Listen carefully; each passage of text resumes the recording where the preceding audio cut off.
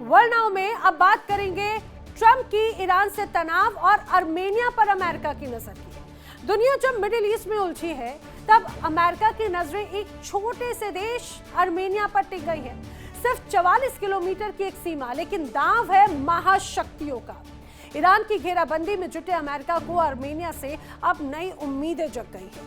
Armenia की सीमा Iran से लगती है और यहां से तेहरान पर हमला करना काफी आसान है, और यही वजह है कि अमेरिका नए सिरे से आर्मेनिया को साधने में जुट गया।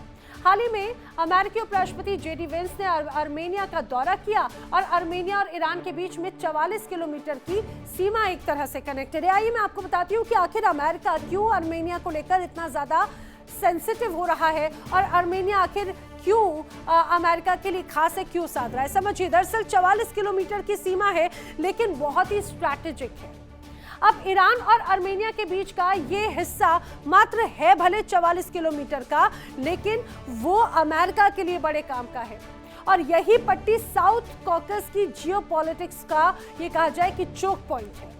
अब अमेरिका की आखिर इसमें दिलचस्पी क्यों है? ईरान को रणनीतिक रूप से कंट्रोल अमेरिका करना चाहता है, लिमिट अमेरिका उसकी तय करना चाहता है।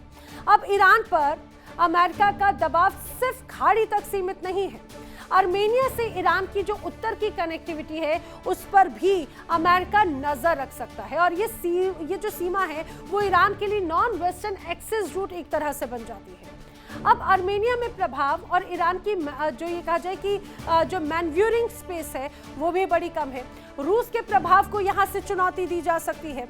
दूसरी तरफ वो ये कहा जाता है आर्मेनिया पारंपरिक रूप से रूस के प्रभाव में ही हमेशा से रहा है, और एक वक्त में बड़ा अच्छा बड़ा करीबी रूस का आर्मेनिया रहा करता था, लेकिन अब हालात बिगड़ चुके हैं, बदल चुके हैं। यूक्रेन युद्ध के बाद रूस की पकड़ इन क्षेत्रों में कमजोर हो गई है। अमेरिका इसे स्ट्रेटेजिक ओपनिंग मानता है, और आर्मेनिया और साउथ कॉकस में रूस के लिए ये कमजोर कड़ी हो सकता है, जो कि विन विन कंडीशन होगी डोनाल्ड ट्रंप के लिए। अब बताया जा रहा है कि जंगे गुजर कॉरिडोर गेम यहाँ से है। जंगे गुजर कॉरिडोर का एक बड़ा हिस्सा है। ये कॉरिडोर ऐसा है जो अज़रबैजान को उसके नखीचेवन एनक्लेव से कनेक्ट करता है, और ईरान इसके खिलाफ है। इसका सीधा जमीनी लिंक एक तरह से करता है, और यही वजह है कि ईरान इसको सीधे सीधे दरकिनार करता है। लेकिन अमेरिका क्या चाहता है ये भी समझिए। अब अमेरिका चाहता है कि ईरान और रूस जो ब्लॉक है वो कमजोर हो जाए। अगर आर्मेनिया को साधता है तो एक पंथ दो काज या एक तीर से दो निशाने अमेरिका के हो जाएंगे, और इसीलिए ईरान रूस ब्लॉक को कमजोर करना एक बड़ा उद्देश्य होगा। तुर्की अज़रबैजान यूरोप कनेक्शन इस बीच मजबूत हो जाएगा। अमेरिका इस पूरे खेल में पावर बैलेंस मैनेजर बनना चाहता है। अमेरिका आर्मेनिया का कैसे कहा जाए कि साधने की कोशिश कर रहा है वो भी समझिए। दरअसल यहाँ पे कहा जा रहा है कि राजनयिक समर्थन के जरिए, सैन्य अभ्यास के जरिए और सुरक्षा सहयोग के जरिए। इतना ही नहीं, बल्कि अब बारी आ जाती है मानवाधिकार और लोकतंत्र की भी। मानवाधिकार और लोकतंत्र के जरिए भी यहाँ पर अपनी होल्डिंग करना चाहता है अमेरिका। दूसरी तरफ यूरोप से जोड़ने की कोशिश भी है। किस रूप में? एक है ऊर्जा और दूसरा है ट्रांजिट रूट। एक तरह से यूरोप से उसको कनेक्ट करने की कोशिश है। आर्मेनिया को एक वक्त में रूस का बड़ा करीबी माना जाता था, लेकिन पिछले साल जब अमेरिका ने उसे अपने पाले में कर लिया, अब जेडी वेंस के दौरे ने नए सिरे से सवालों को जन्म दे दिया। दरअसल हाल ही में तस्वीर सामने आई जब जेडी वेंस पहुंचे हैं आर्मेनिया, और यहाँ पर जब वो पहुंचे तो उसके बाद में बार बार यही बात कि आखिर उनके इस दौरे के मायने क्या है। आखिर ईरान को घेर कर अमेरिका बैठ गया है ये भी कहा जा रहा है। कहां कहां अमेरिकी मिलिट्री बेस हैं ये भी समझिए। मिलिट्री बेस की अगर बात की जाए अमेरिका की, तो वो है कतर में, बहरीन में, कुवैत में, संयुक्त अरब अमीरात में, इराक, सऊदी अरब, जॉर्डन, तुर्की। ये वो इलाके हैं जहां पर अमेरिकी मिलिट्री बेस स्थापित हैं, और अब तो आर्मेनिया को भी साधने की कोशिश अमेरिका की। सऊदी अरब, कतर, तुर्की, इराक, पाकिस्तान और अज़रबैजान ईरान का पड़ोसी मुल्क है, और इन देशों ने जंग की स्थिति में अपना बेस नहीं देने की घोषणा पहले ही कर दी। अब इन देशों ने अमेरिका से कहा है कि आप अगर लड़ाई करते हैं तो हम कोई मदद नहीं करेंगे, और यही वजह है कि ईरान अमेरिका के दबावों को लगातार अनदेखा कर रहा है। लेकिन अब जो फैसले की बात कही जा रही है, ये फैसला अहम इसीलिए है क्योंकि खाड़ी से ईरान तक का सबसे छोटा और आसान रास्ता सऊदी हवाई क्षेत्र से होकर गुजरता है। अगर सऊदी अरब ने हवाई क्षेत्र बंद कर दिया तो अमेरिकी बम वर्षक विमानों को लंबा चक्कर लगाना पड़ेगा, जिससे ऑपरेशन मुश्किल हो जाएगा और साथ ही बहुत ज्यादा महंगा भी। ठीक उसी तरह का रुख कतर भी अपना रहा है। कतर में अमेरिका का सबसे बड़ा सैन्य अड्डा अल उदीद है, जहां पर हजारों अमेरिकी सैनिक तैनात हैं, लेकिन अब कतर ने स्पष्ट कहा है कि वो इस अड्डे को या फिर अपनी जमीन को ईरान पर हमले के लिए इस्तेमाल नहीं होने देगा। अब हाल ही में तनाव बढ़ा तो अमेरिका ने अल उदीद से कुछ सैनिकों को हटा भी दिया, जो कतर की सतर्कता दिखाता है। अब कतर ने कहा है कि वो अपने नागरिकों और बुनियादी ढांचे की सुरक्षा को प्राथमिकता दे रहा है और ये तीनों देश अमेरिका के लंबे समय से सहयोगी जरूर रहे, लेकिन इस पूरे युद्ध में वो शर्तों के साथ में चल रहे हैं। अमेरिका ने इनके साथ में सैन्य समझौते किए, अरबों डॉलर के हथियार बेचे, निवेश किया, लेकिन अब ये देश क्षेत्रीय स्थिरता और युद्ध से बचने के लिए आगे आ गए हैं। उनका मानना है कि ईरान पर हमला क्षेत्र में बड़ा युद्ध छिड़ सकता है, जिसमें खुद ये देश भी निशाना बन सकते हैं। ईरान ने पहले ही चेतावनी दी कि अगर अमेरिका हमला करता है तो खाड़ी में अमेरिकी अड्डों को निशाना बनाया जाएगा। इससे तेल की कीमतें आसमान छू सकती हैं और पूरा क्षेत्र अस्थिर हो सकता है। बहरहाल अमेरिका को यह बड़ा झटका ही है कि ट्रंप प्रशासन को उम्मीद थी कि खाड़ी के सहयोगी देश अमेरिकी सैन्य अभियान में साथ देंगे, लेकिन इन तीनों देशों के इनकार करने से अमेरिका का प्लान फेल होता दिख रहा है। बगैर इनके हवाई क्षेत्र और अड्डों के बड़े पैमाने पर हमले करना लगभग अमेरिका के लिए असंभव है। फिलहाल यूएई, सऊदी अरब और कतर के इस कदम से ईरान को बड़ी राहत मिली है। ये देश अनजाने में ईरान की ढाल बन गए हैं और ट्रंप की उम्मीदों को करारा झटका जरूर दे दिया है। अब बात आर्मेनिया की। आर्मेनिया ने अभी तक बेस ना देने को लेकर कोई घोषणा नहीं की। वो देगा भी या नहीं देगा अपने बेस, ये भी नहीं कहा जा सकता। अब आर्मेनिया की सीमा तेहरान के बहुत नजदीक है और यहाँ से बहुत आसानी से अमेरिका हमला कर सकता है। तेहरान ईरान की राजधानी है, जहाँ पर सत्ता और सेना से जुड़े सभी बड़े लोग रहते हैं और यहाँ पर सेना का मुख्यालय भी है। हाल ही के सालों में आर्मेनिया और अमेरिका के बीच में आर्थिक सहयोग ने एक नया रणनीतिक स्तर हासिल किया और ये साझेदारी केवल व्यापार तक सीमित न रहकर निवेश, तकनीक, ऊर्जा और संस्थागत सुधारों तक विस्तारित हुई। अब आर्मेनिया अमेरिका आर्थिक सहयोग की अगर बात करें तो जरा समझिए कि किस तरह से हालात है यहाँ पे। क्षेत्र और बाकी सारी परिस्थितियों को अगर समझे तो आइए जरा वो मैं आपको समझाने की कोशिश करती हूँ। आर्मेनिया अमेरिका आर्थिक सहयोग को समझिए।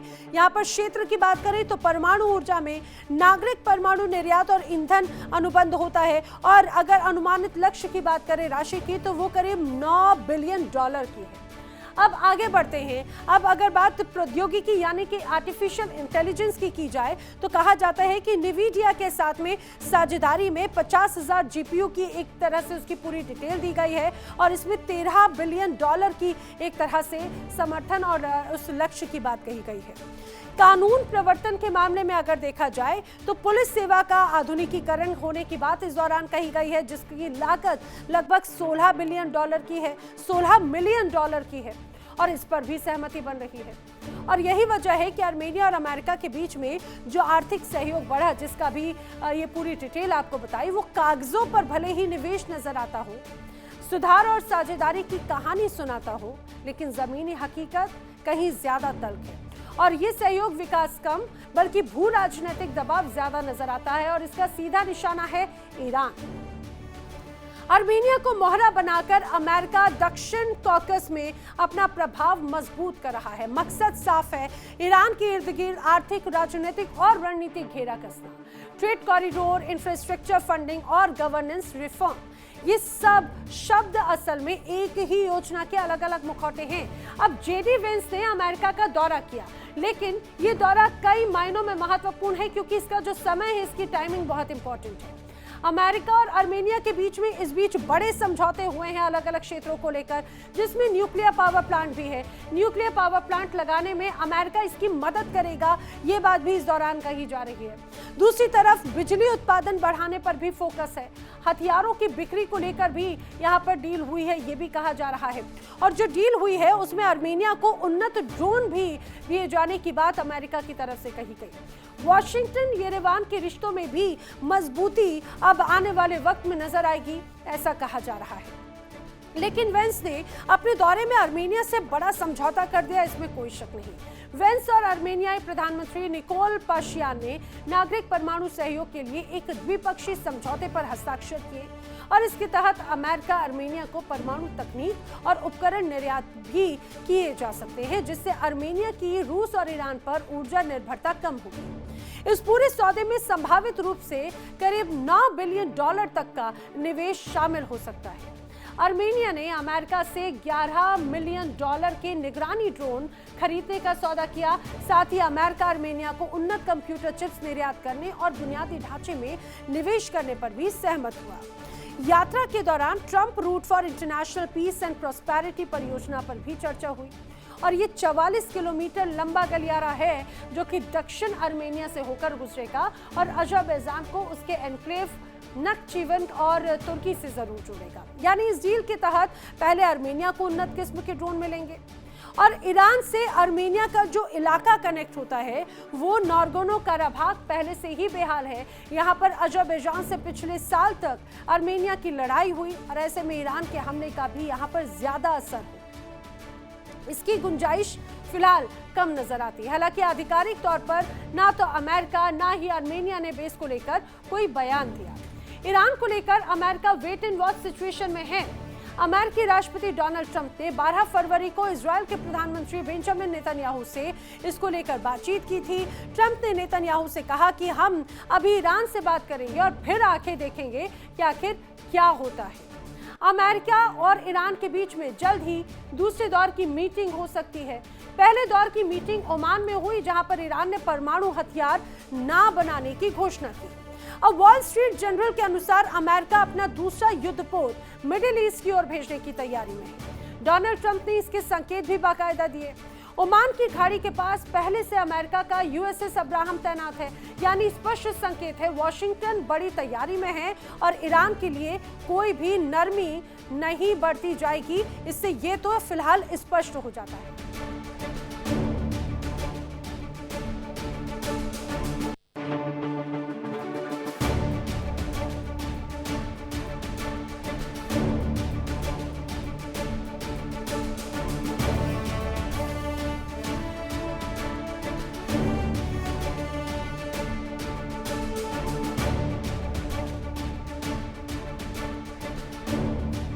देखिए इंडिया डेली 24/7 अब आपकी स्मार्ट टीवी पर।